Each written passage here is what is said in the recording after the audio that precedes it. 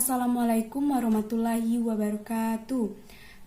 Perkenalkan, nama saya Tarinalita dengan NPM D0G0190008 dari Prodi D3 Administrasi Perkantoran Fakultas Ilmu Sosial dan Ilmu Politik Universitas Bengkulu. Dan teman saya, perkenalkan, nama saya Guspita Enviani, NPM D0G0190007. baik, kami dari kelompok 4 akan mempresentasikan hasil tugas kami dari PPT mengenai humas eksternal dan keterkaitannya dengan media. Presentasi pertama akan disampaikan oleh saya sendiri dan kemudian akan dilanjutkan oleh saudari Guspita Epiani. Baiklah, langsung saja. Humas eksternal dan keterkaitannya dengan media. Pertama, pengertian humas eksternal.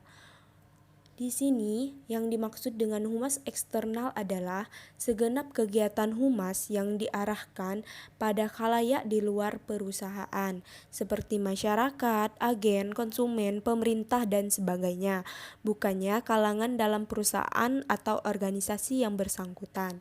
Sedangkan kebalikan dari humas eksternal adalah humas internal, yakni segenap kegiatan humas yang secara khusus diarahkan kepada pihak-pihak dalam lingkungan organisasi atau perusahaan seperti pegawai anggota, pimpinan, pemilik saham, dan sebagainya. Sedangkan yang kita akan bahas sekarang adalah humas eksternal dan keterkaitannya dengan media. Lalu keterkaitan dengan media massa itu seperti apa? Pertama kita bahas pengertian massa yang atau biasa disebut dengan pers, adalah suatu istilah yang mulai dipergunakan pada tahun 1920-an untuk mengistilahkan jenis media yang secara khusus didesain untuk mencapai masyarakat yang sangat luas. Dalam pembicaraan sehari-hari, istilah ini sering disingkat menjadi media. Lalu apa sih keterkaitan humas dengan media massa?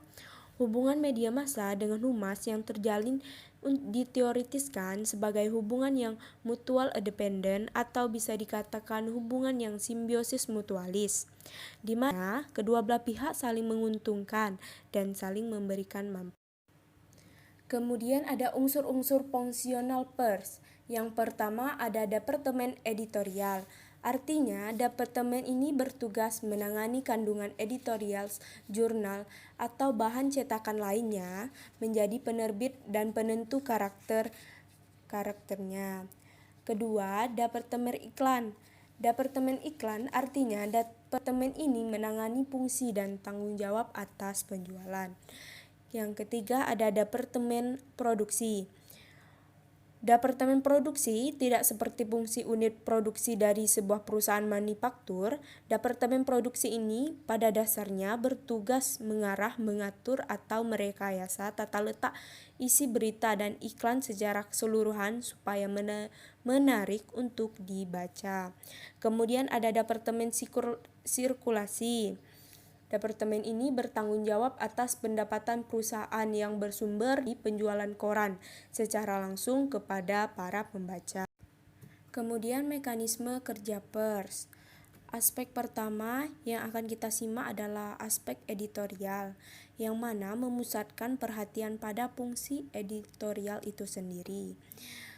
Bagaimana para editor memperoleh berbagai macam bahan yang dibutuhkan.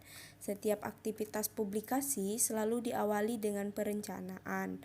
Redaktur majalah misalnya harus menentukan salah satu dari sekian banyak topik yang menarik sebagai sajian utama.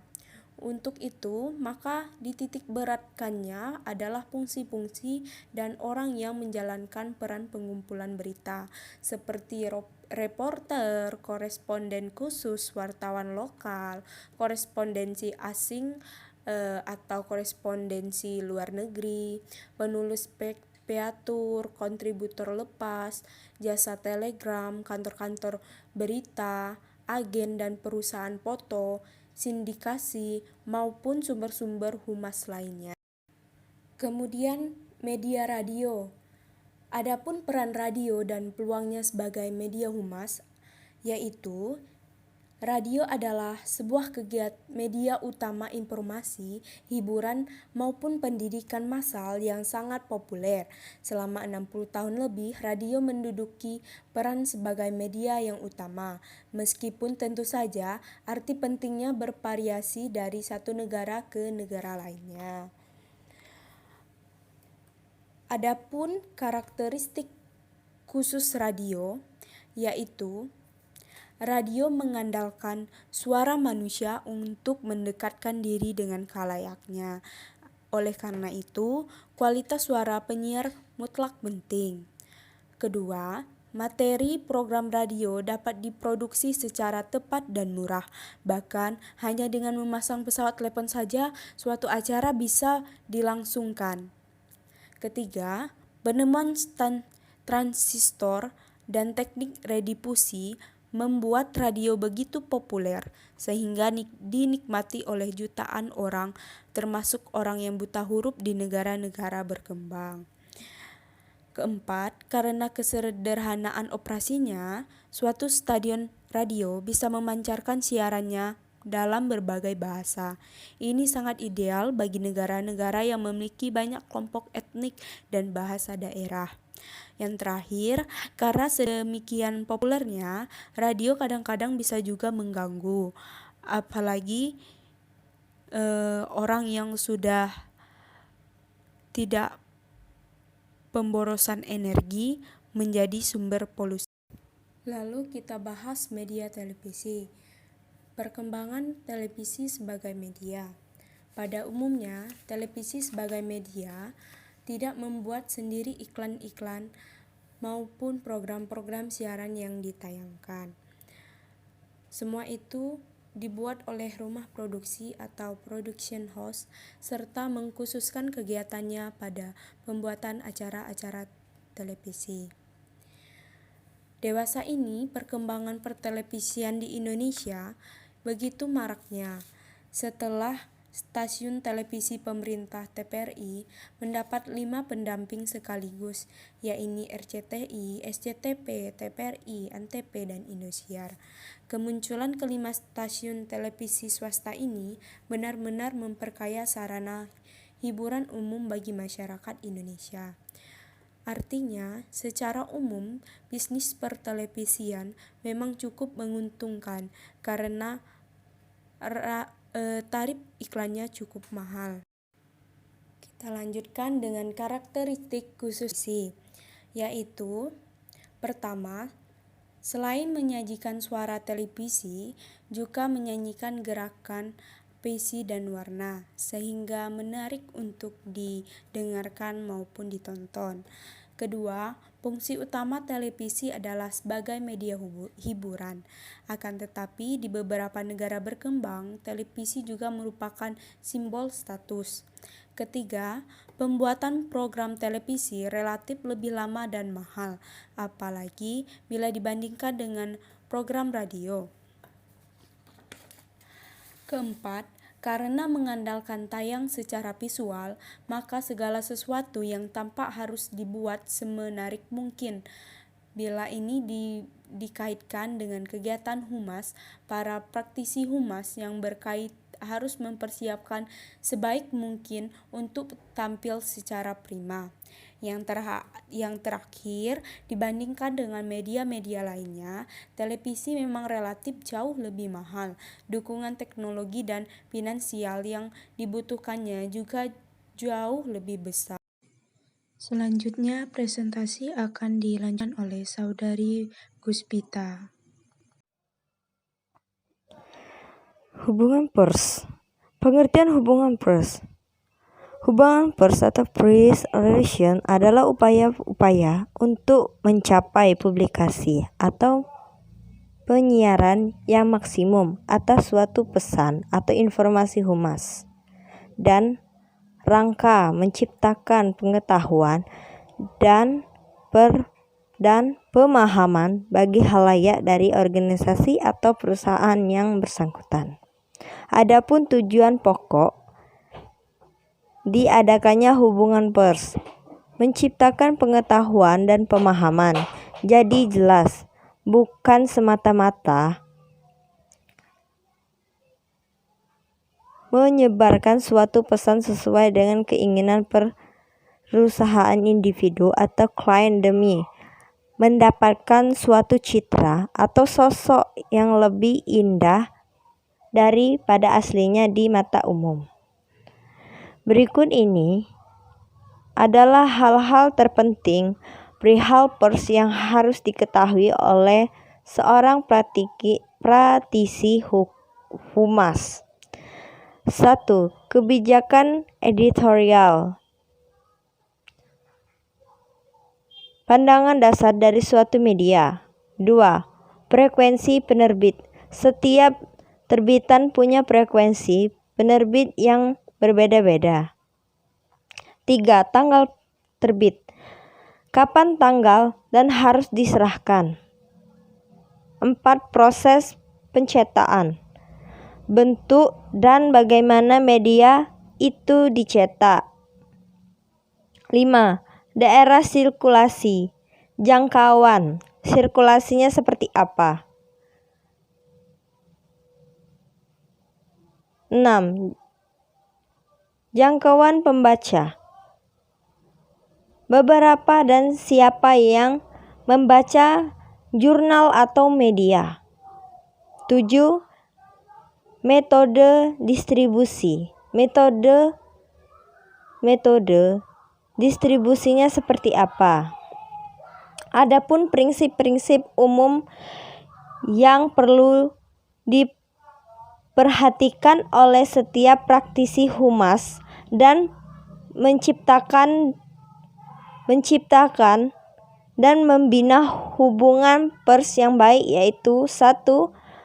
Memahami dan melayani media. 2. Membangun reputasi sebagai orang yang dapat dipercaya. 3. Menyediakan salinan yang baik. 4. Bekerja sama dalam menyedia materi. 5. Menyediakan fasilitas privasi, membangun hubungan personal yang kokoh. Macam-macam pers. Secara umum, terdapat 3 macam-macam peristiwa atau acara pers. First advantage, yakni sebagai berikut. A. Conference pers. Press conversation. Ini adalah sebuah pertemuan para jurnalis yang sengaja berkumpul untuk mendapatkan informasi perihal topik yang tengah hangat dibicarakan. B. Resepsi pers. Pers reception. Secara kalangan pers yang satu ini biasanya lebih menyenangkan, lebih terencana dan terorganisasi. C. Kunjungan pers. Facility visit. Seorang jurnalis atau sekelompok wartawan acap kali diundang guna menunjukkan sebuah pabrik, menghadiri acara pembukaan kantor baru yang disusul dengan peninjauan bersama. Berikut ini disajikan beberapa hal pokok yang harus diperhatikan guna menyelenggarakan suatu pers yang baik, yaitu A. Rencana penyelenggaraan resepsi harus digodok secara matang jauh-jauh hari sebelumnya. B. Pilih gedung atau bangunan yang sensitif serta strategis. C. Cantumkan jadwal acara secara jelas dan rinci pada kartu undangan. D. Kirimkan undangan-undangan tersebut atas nama individu. E. Pastikan setiap hidangan cukup memuaskan. F.